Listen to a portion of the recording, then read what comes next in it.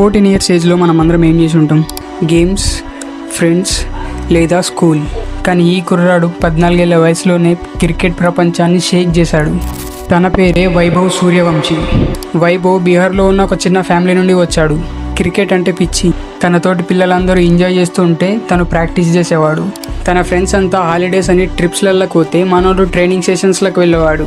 అందరూ తనను చూసి నవ్వేవారు. కానీ వాళ్ళ నాన్న తన ఆటపైన నమ్మకం పెట్టి సపోర్ట్ చేశాడు.